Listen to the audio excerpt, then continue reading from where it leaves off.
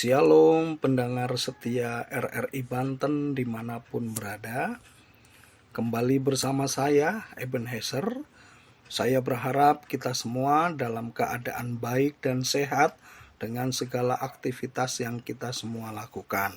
Pendengar setia RRI Banten, kita akan sama-sama merenungkan dan melakukan firman Tuhan hari ini dengan tema perbedaan perkataan manusia dan perkataan Allah. Sebelumnya, mari kita berdoa. Bapa, kami bersyukur untuk hari ini karena kebaikan dan anugerah-Mu, kami masih diberikan nafas kehidupan. Dan kami bersyukur karena saat ini kami masih diberi kesempatan untuk mendengarkan renungan firman Tuhan. Dalam nama Tuhan Yesus kami berdoa. Amin. Pendengar setia RRI Banten, dalam Bilangan pasal 23 ayat 19 berkata, Allah bukanlah manusia, sehingga ia berdusta, bukan anak manusia, sehingga ia menyesal. Masakan ia berfirman dan tidak melakukannya, atau berbicara dan tidak menepatinya? Kita tahu bahwa ada beberapa tingkatan perkataan manusia. Di antaranya adalah sebagai berikut. 1. Rakyat atau umum. Perkataan rakyat disebut suara atau bunyi. Sama seperti kita berbicara dengan sesama kita, dengan temankah, dengan pasangan hidupkah, dengan orang tua, dengan anak, dengan saudara-saudara kita, dengan teman-teman kita. Semuanya itu disebut suara atau bunyi. Yang kedua, pemimpin agama. Perkataan pemimpin agama juga disebut suara atau bunyi, namun memiliki tingkat wibawa yang lebih tinggi dari suara atau perkataan rakyat. Maka ketika pemimpin agama mengatakan sesuatu, biasanya kita orang biasa atau masyarakat pada umumnya akan mengikuti apa yang disampaikan atau apa yang diberitahukan oleh pemimpin agama. Tingkatan yang ketiga yaitu raja. Perkataan raja disebut sabda atau titah raja. Sabda atau titah raja adalah suara atau perkataan raja memiliki wibawa paling tinggi dari suara rakyat dan suara pemimpin agama. Sebagai contoh, kita mungkin pernah menyaksikan film tentang kerajaan.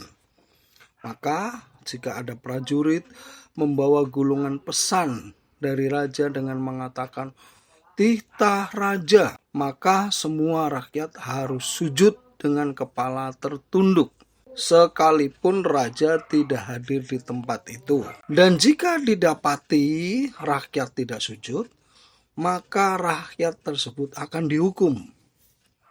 Hal ini membuktikan bahwa titah raja atau sabda raja memiliki wibawa paling tinggi di antara manusia. Adapun juga suara binatang itu juga disebut bunyi. Misalkan kucing meong, kambing embe, sapi mau, atau anjing huk huk huk huk. Sesama jenis binatang itu mengenal suara atau bunyi dari binatang sejenisnya. Sesama kucing mengenal bahasa atau suara dari sesama jenisnya kucing. Sesama jenis harimau atau singa mengenal suara dari sesama jenis harimau atau singa. Pendengar setia RRI Banten, sedangkan perkataan Allah adalah firman. Jadi perkataan Allah itu disebut firman, bukan suara atau bunyi. Kita bisa melihat dalam Yohanes pasal 6 ayat 66b, perkataan-perkataan yang kukatakan kepadamu adalah roh dan hidup. Dan kita juga bisa melihat dalam Yohanes pasal 6 ayat 68. Jawab Simon Petrus kepadanya, Tuhan, kepada siapakah kami akan pergi? Perkataanmu adalah perkataan hidup yang kekal. Dari dua ayat ini kita dapat mengetahui bahwa perkataan Allah yang disebut firman adalah roh dan hidup. Firman yang adalah roh dan hidup artinya firman itu bergerak dalam roh jiwa manusia. Firman itu menusuk amat dalam sampai memisahkan jiwa dan roh, sendi-sendi dan sumsum. Bahkan firman itu sanggup membedakan pertimbangan dan pikiran hati kita. Itulah firman atau perkataan Allah. Dalam Yohanes pasal 1 ayat 1 dan 2 berkata, pada mulanya adalah firman. Firman itu bersama-sama dengan Allah. Dan firman itu adalah Allah. Ia ada pada mulanya bersama-sama dengan Allah. Dan pada ayat 18 tertulis, firman itu telah menjadi manusia dan diam di antara kita. Dan kita telah melihat kemuliaannya, yaitu kemuliaan yang diberikan kepadanya sebagai anak tunggal Bapa, penuh kasih, karunia, dan kebenaran. Dan firman yang telah menjadi manusia itu, kita mengenalnya dengan nama Tuhan Yesus. Seperti yang tertulis dalam Injil Matius pasal 1 ayat 21.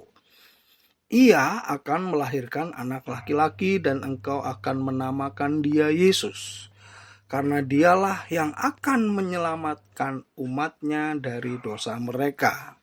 Semua perkataan yang keluar dari mulut Tuhan Yesus bukan berasal dari dirinya sendiri, melainkan berasal dari Allah Bapa. Apa yang Tuhan Yesus katakan selalu berasal dari Bapa. Jadi kita semua harus mengetahui bahwa perkataan Allah yang disebut firman adalah roh dan hidup kekal yang harus kita miliki dalam roh jiwa kita yang disebut sebagai iman. Kita mengetahui bahwa iman timbul dari pendengaran akan firman Kristus. Dan kita semua harus mempercayai bahwa firman itu berkuasa, memiliki wibawa dan otoritas Allah. Jadikanlah firman atau perkataan Allah sebagai perintah yang harus kita lakukan. Tuhan Yesus berkata dalam Yohanes pasal 4 ayat 21, barang siapa memegang perintahku dan melakukannya, dialah yang mengasihi aku. Dan barang siapa mengasihi aku, ia akan dikasihi oleh Bapa-Ku, dan aku pun akan mengasihi dia, dan akan menyatakan diriku kepadanya. Wow! Betapa bahagianya jika kita dikasihi oleh Tuhan Yesus dan juga dikasihi oleh Allah Bapa. Saya percaya kita semua mau dikasihi oleh Tuhan Yesus dan juga dikasihi oleh Bapa. Hari ini kita mendengar perkataan Allah adalah firman.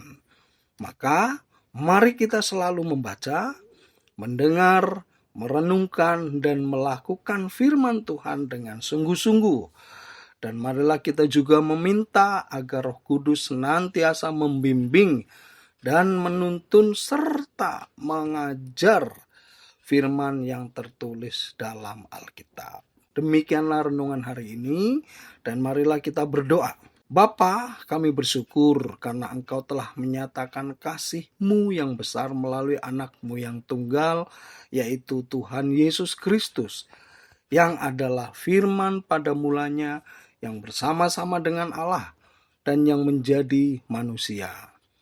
Bapa, terima kasih untuk firman hari ini, yang menyatakan bahwa perkataan-Mu adalah roh dan hidup kekal. Dan biarlah Roh Kudus yang memampukan kami untuk melakukan semua perkataan dan perintah yang Engkau nyatakan melalui Tuhan Yesus Kristus. Bapa, tolonglah kami supaya kami tinggal dalam firman-Mu dan firman-Mu tinggal di dalam kami. Kami menyerahkan seluruh kehidupan kami, roh, jiwa, dan tubuh kami kepadamu ya Bapa. dan biarlah kami semua penuh dengan damai sejahtera dari Allah. Terima kasih Bapa, kami sudah berdoa dan mengucap syukur dalam nama Tuhan Yesus. Amin.